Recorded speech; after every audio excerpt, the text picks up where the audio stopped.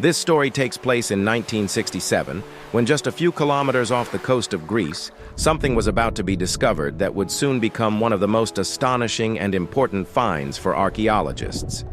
In 1967, a maritime archaeologist named Nicholas Fleming went to an island not far from the Greek coast, known as Elafonisos.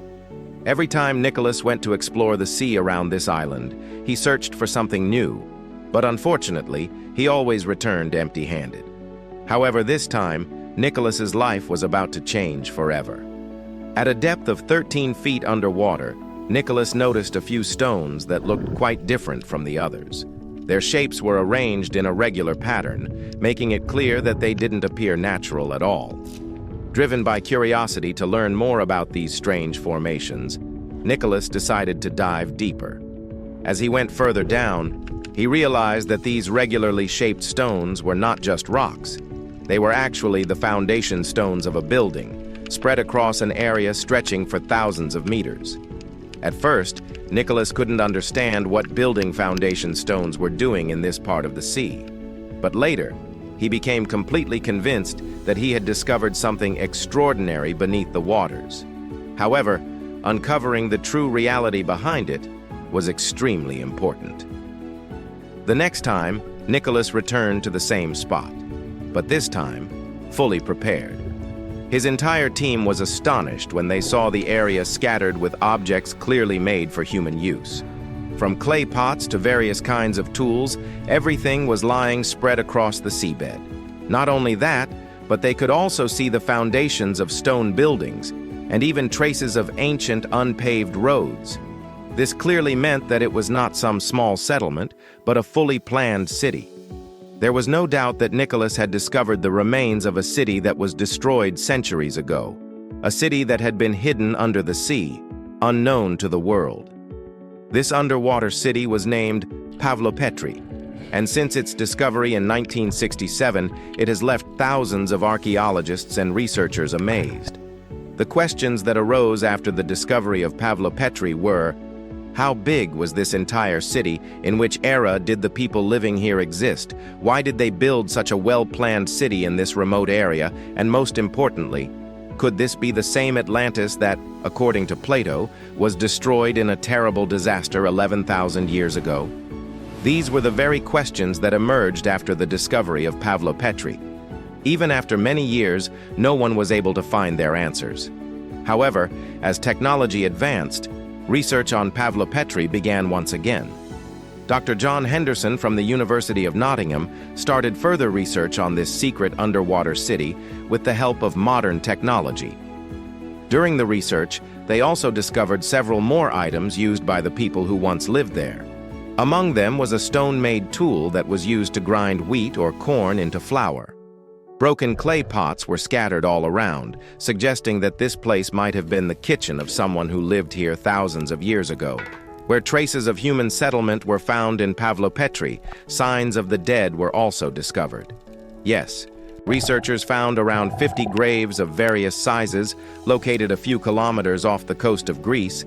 This mysterious underwater city provided clear evidence that humans once lived here. However, just through diving, it was difficult to uncover the real truth of this city. Therefore, it was now time to use advanced technology. The era of sonar scanning had begun. After the underwater scanning of Pavlo Petri, its 3D model was created. This 3D model revealed the astonishing reality of Pavlo Petri that could never have been discovered through diving alone. The submerged city's breathtaking view made it hard to believe what one was seeing.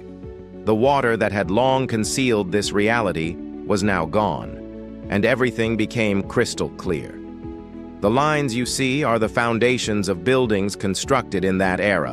Among them were small houses as well as large buildings. These large structures might have been administrative offices or perhaps the homes of the city's leaders. In the middle of the buildings was an open space that might have been a market or a playground.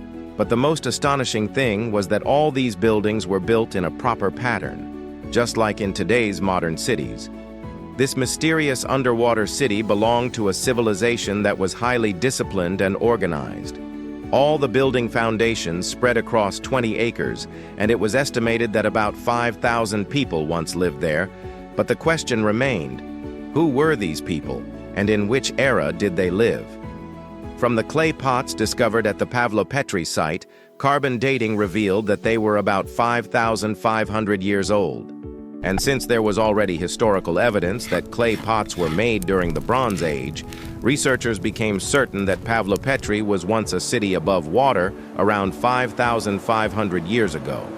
It was an era of great advancement for humankind, a time when people began constructing homes from stone. Using computer graphics, when the layout of Pavlo Petri was redesigned, it appeared as follows.